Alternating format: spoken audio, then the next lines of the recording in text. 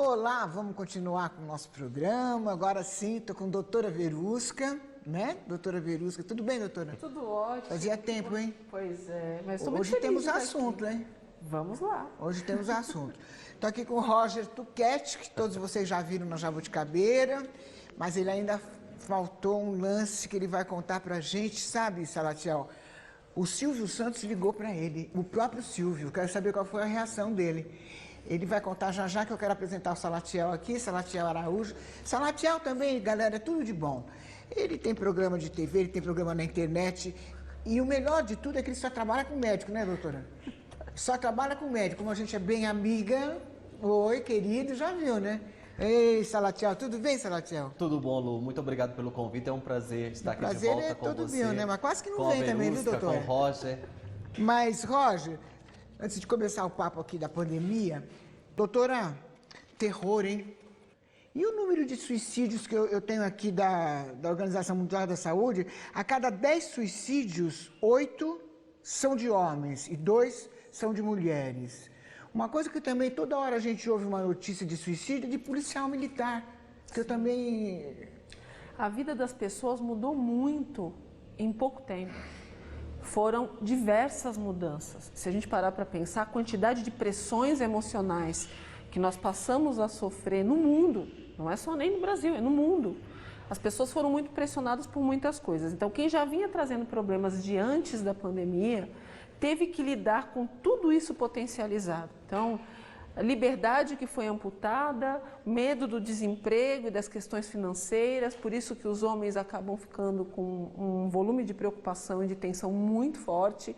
Imagina como é que eu vou manter minha família, como eu vou poder me manter, como é que eu vou sustentar os que eu amo, se tem uma crise que pode estar acontecendo ou já vai acontecer, como é que eu vou me adaptar nessa nova rotina e trabalho. Então, muitas questões acontecendo.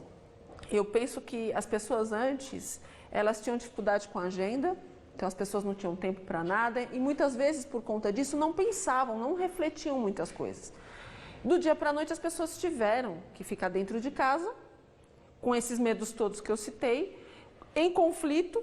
A violência doméstica também ontem mostrou nas pesquisas que aumentou demais. Demais. As pessoas em casa, elas acabaram entrando muito em atrito por falta de convívio, de conversa, de reflexões, porque não se tinha tempo. E aí, de repente, você tem todo o tempo, todos os problemas para discutir e não sabe lidar com isso. Então, essas pressões criaram desgastes na mente das pessoas, de tal forma que elas não estão conseguindo lidar com essas dores. Por isso que muitas acabaram tirando suas vidas. Então, o que eu quero aqui até aproveitar e fazer um apelo para as pessoas tentarem pensar um pouco e trabalhar essas questões. Os psicólogos, Lucimara, estão trabalhando direto virtualmente. Eu coordeno um grupo de psicólogos que só nesse trecho de 4 meses são por volta de 200 psicólogos, só nesses 4 meses, quase 4.000 atendimentos de plantão emergencial. Pessoas que ligaram para emergência psicológica para não tirarem suas vidas. E tem mais aqui, doutora, mais uma informação também de acordo com a OMS, o Brasil, Salatiel, é o país mais ansioso do mundo, Roger, e que tem mais pânico nesse momento. E confere? Confere. Antes da pandemia, Lucimara, nós tínhamos uma estatística que tinha medido que São Paulo já tinha, aqui neste estado, 50% das pessoas com crise de ansiedade. Antes da pandemia. Nossa. Com a pandemia, isso agravou a quase 90%. Porque você tem o processo O que pode anterior, aumentar numa pessoa que já tem pânico antes da pandemia e ansiedade antes da pandemia, e aí vai na pandemia, o que aumenta? Quando você tem um agravamento, o seu desgaste emocional é maior, então as somatizações físicas se tornam cada dia mais gritantes. Então, se você tinha uma ansiedade e você percebia que estava mais ofegante, depois da pandemia, você passou a ter sintomas físicos desse desgaste. Então as pessoas começaram a ter mais tremores, mais angústia, mais insônia, mais aceleração cardíaca. O corpo começou a gritar mais. Doutora, quais são os sintomas do pânico? Muita falta de ar. Imagina que é o seu peito sendo comprimido pela sua musculatura peitoral por conta da tensão emocional. Você sente uma aceleração cardíaca muito grande, falta de ar, tremores, uma insegurança muito grande, medo de morrer, um sufocamento. As pessoas costumam a dizer que a sensação é muito próxima de um infarto. E com as crianças, o que afetou mais para essa galerinha do bem? Olha, as crianças sofreram muito com a carga escolar, não pela internet, porque as crianças parecem que nascem com um chip de internet super desenvolvido, né? As crianças saem muito bem com as redes. O problema foi unir as redes, que até então eram entretenimento, à carga densa de ensino que precisou ser feita nesse momento. As escolas particulares e públicas precisaram migrar todo o sistema para um sistema virtual. Os pais se tornaram tutores do dia para a noite, então os professores se tornaram os pais. Para a criança é complicado isso, porque professor é professor, pai e mãe são pai e mãe. Então as crianças tiveram um estresse muito grande pela quantidade de tarefas, as escolas não estavam adequadas, então elas exageraram no primeiro momento. Agora já reduziram um pouco dessa carga. A falta da presença dos amiguinhos fez muita falta para as crianças, porque é um momento de início de sociabilização, desenvolvimento social, e não se pode ter isso. A gente vai para um break bem rapidinho, a gente já volta que eu quero saber um pouco dos médicos do Salatiel aqui. Não sai daí, pelo amor de Deus, hein? Pelo amor de Deus. Não para, não para, não para, não para, não para, Lucimara. Não para, não para, não para, não para, não para, Lucimara. Gente do céu, ai meu Deus, viu? Salá, antes de continuar com a doutora, vamos falar só um pouquinho desse projeto seu, que é muito lindo, muito bacana. Como é que foi a pandemia para você, na relação com os médicos agora, nas gravações? Como que está sendo a sua postura? Trabalhando 4 vezes mais. Durante a pandemia, os médicos cada vez mais requisitados, e nós que produzimos conteúdo, informação, né? Foram séries com especialistas falando como que é a situação das crianças, das grávidas, dos adultos, dos idosos. Então eu tenho a assessoria de imprensa, os meus médicos participam das entrevistas em todas as emissoras e tem o nosso conteúdo, que é do Doutor TV. Então estamos trabalhando bastante, produzindo conteúdo relevante, informativo para a população. E agora eu estou fazendo o Doutor TV On Live, que é uma live no Instagram, Facebook, YouTube do Doutor TV, com transmissão simultânea também. Então quer dizer que quem quiser assistir você e os médicos para pegar essas informações todas, como que faz?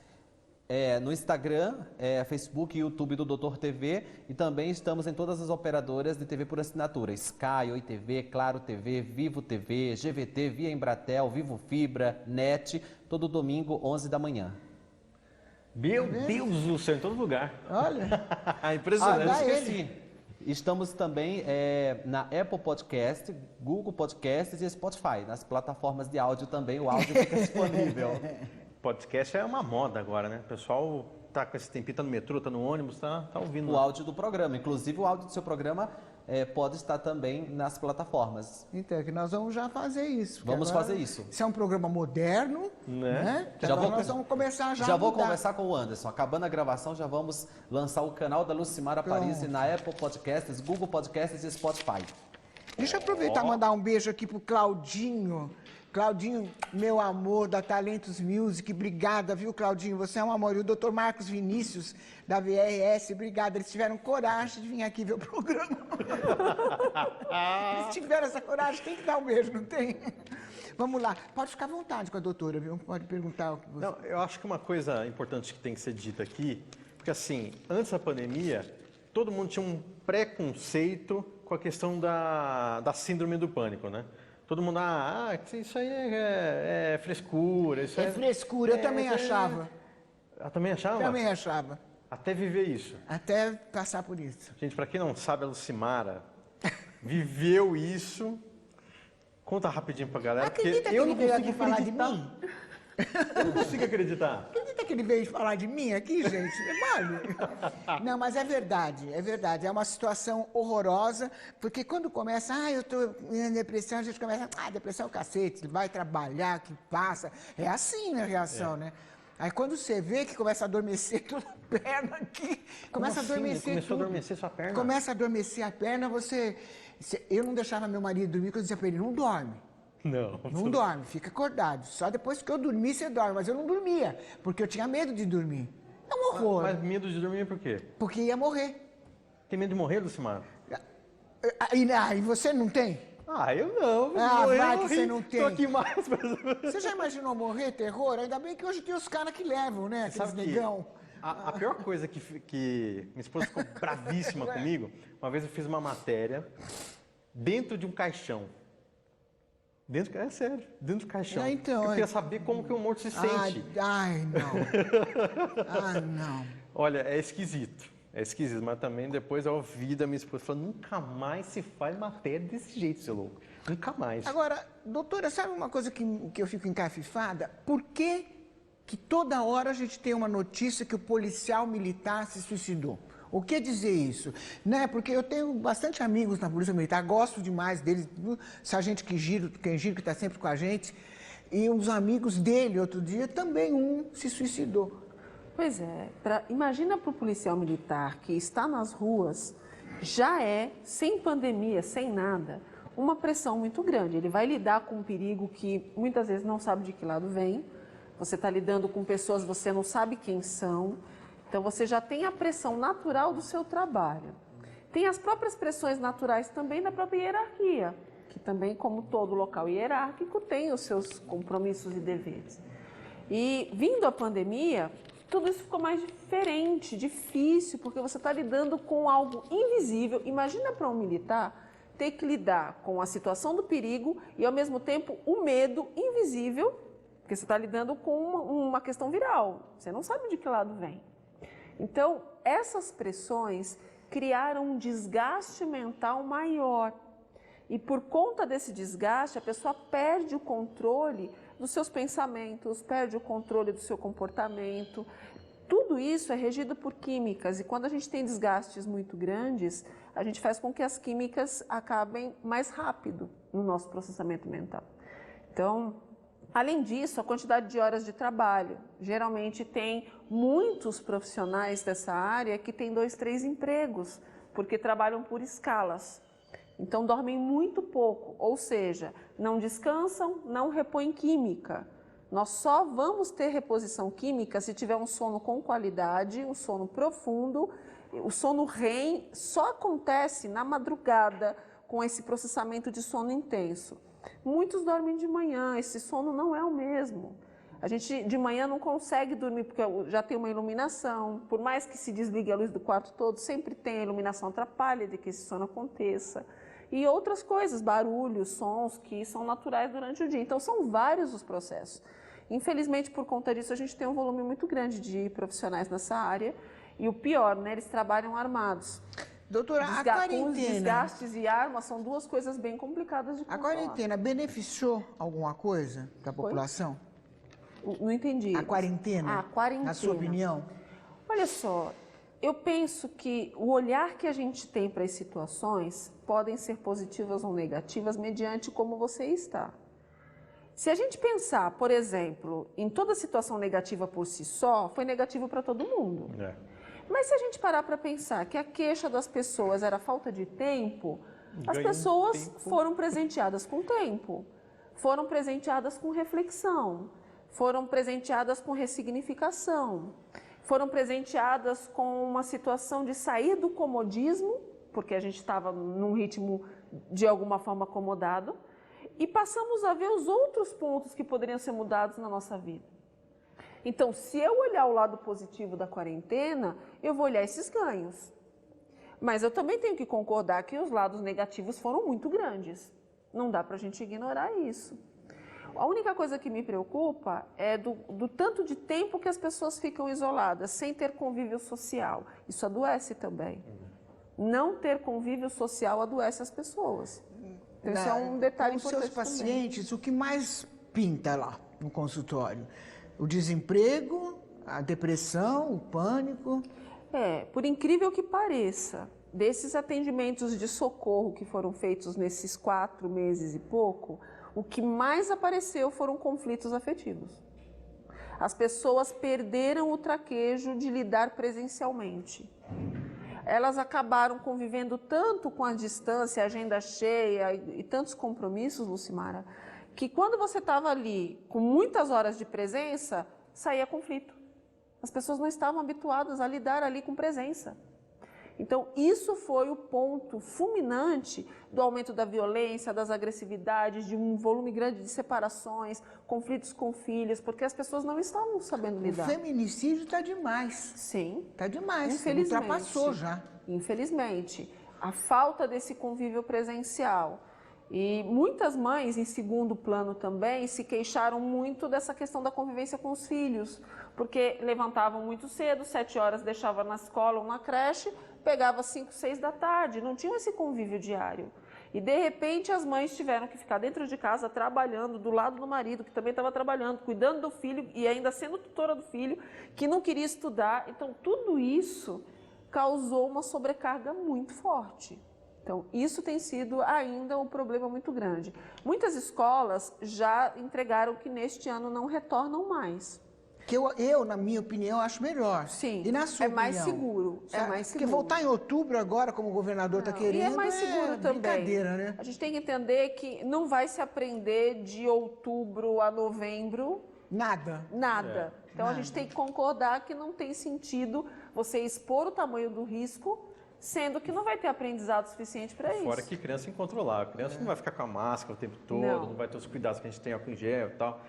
É preocupante isso, né? Mas agora o importante é continuar, né? Máscara, Sim. Distanciamento social. Nós precisamos entender que a nossa rotina mudou. Nós temos uma rotina de higienização diferenciada por conta da questão viral.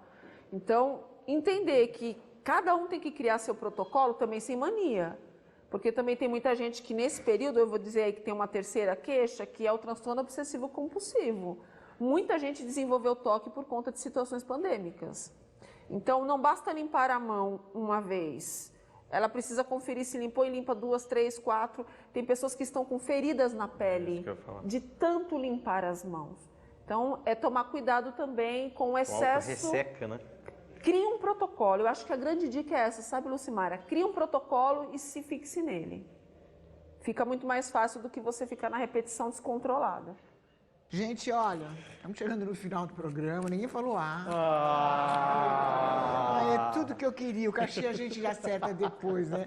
Salatiel Araújo, obrigada, você é um amor na vida da gente, obrigada pela sua presença. Roger, muito obrigada, um carinho grande ter você aqui, viu? Você não imagina como. Muito mesmo, muito obrigada. Doutora? Sem palavras, né? Vamos lá. Pedro Violeiro, obrigada pela presença.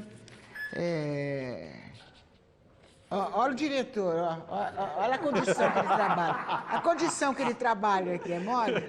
É o Stefano de Mauro e o João Guilherme, né? Obrigado também pela presença.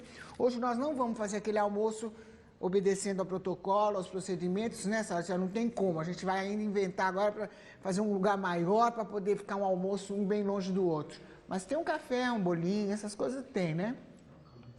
Obrigada, galera do bem, Um beijo pra você, Siqueira Júnior, que nós estamos com saudade, estamos falando de você aqui, eu e Roger, tá? Estamos na tua, tá? Um beijão, até sábado às 11 horas, novo horário, aqui, na Rede Brasil. Beijo. Assim eu me fiz cantador, sem nenhum professor, aprendi a lição.